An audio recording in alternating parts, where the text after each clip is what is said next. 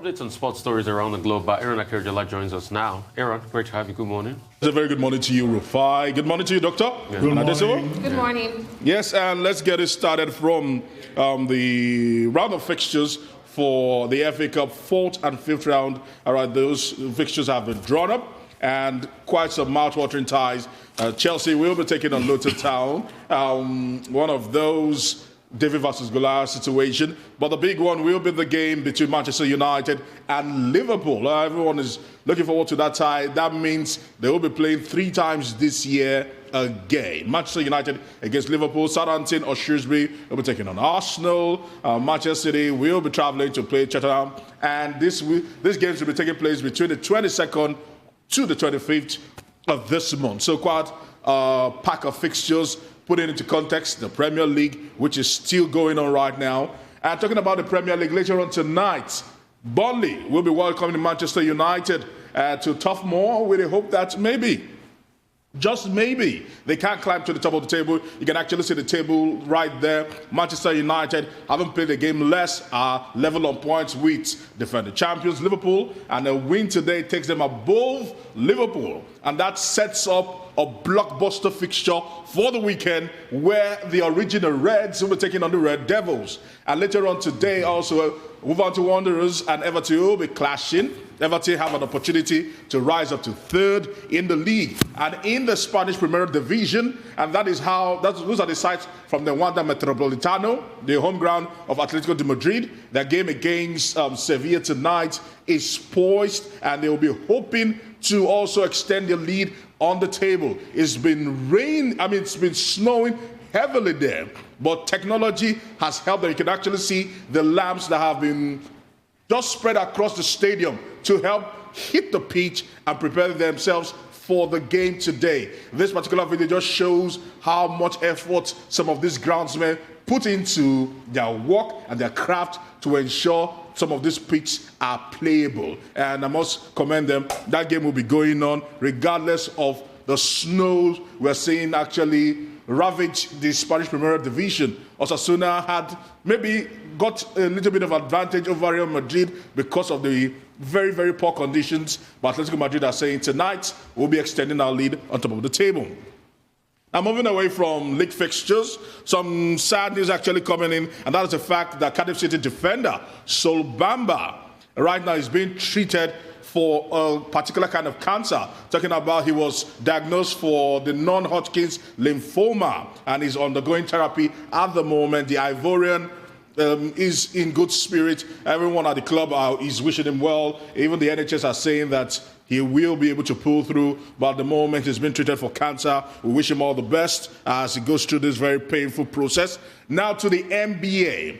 Quite a lot of action happened this morning, and Giannis with his Supermax contract actually stirred the box over the Orlando Magic, and also not forgetting the Raptors losing to the Trailblazers, and looking at how some of the fixtures actually piling up. The Sacramento Kings beating the Indiana Pacers, but one particular man, Aaron Fox, actually doing a fadeaway and just doing the layup. Some of the best high points from the morning of the NBA action against the Indiana Pacers there. Now to some news. I'm still torn between hearing this news when it came out yesterday evening. And that is the fact that the PGA have actually severed ties with the Trump organization and their golf courses. This is what they tweeted yesterday, that the PGA of America's board of directors voted, that was yesterday night, to exercise the right to terminate the agreement to play the 2022 PGA Championship at the Trump Bedminster. This is what Jane Richardson of the PGA of America president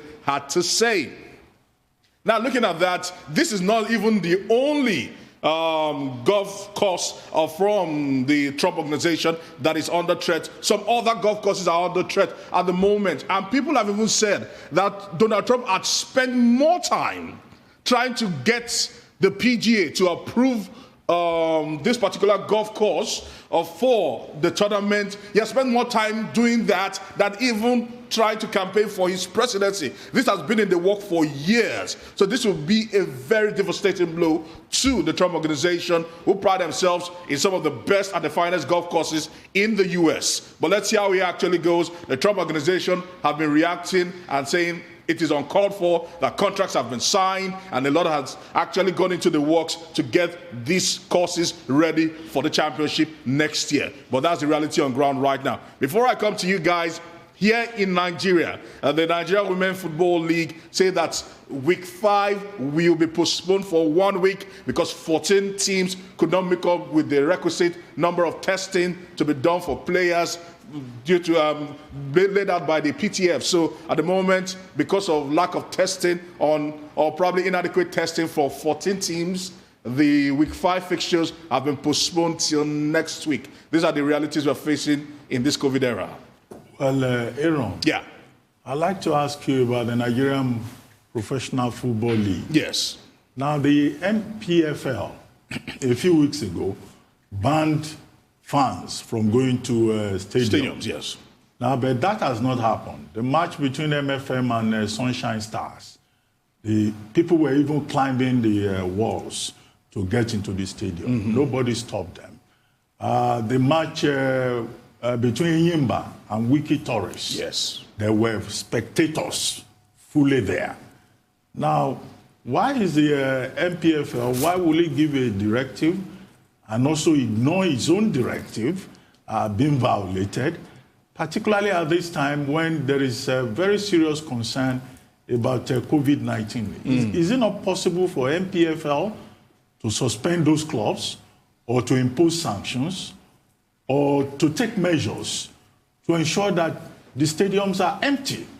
Because when you look at the pictures of, attendance at those matches, nobody wears any mask. Nobody observes any social distancing. True. And yet every day, the government is saying people should just isolate, stay away, keep away if they can.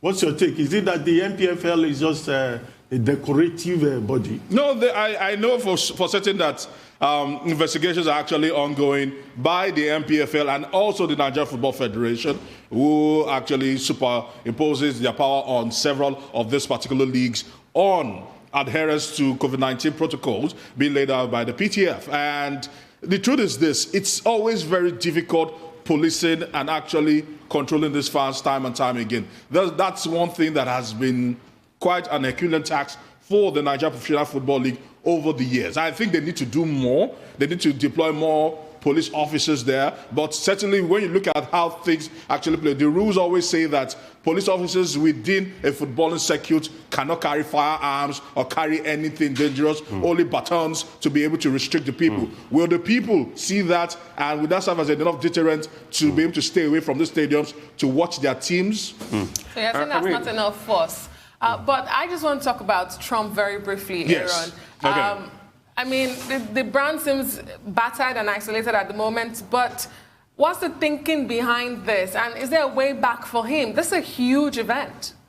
It's a massive blow to the Trump organization, because what Donald Trump prides himself with are buildings and golf courses. And he's spent so much in ensuring that the Trump golf courses, wherever they are situated, will always be the go-to. Like one of the pictures that we actually saw, of course, the former president or prime minister of Japan, talking about Shinzo Abe, was actually given a tour. So you look at all this, it's always been his pride and joy. It's always been a point of, always a bragging point. But it's unfortunate that what should have been a tipping point to help the Trump organization and also help the golf courses get that maybe 5-star review, right now they are being blacklisted.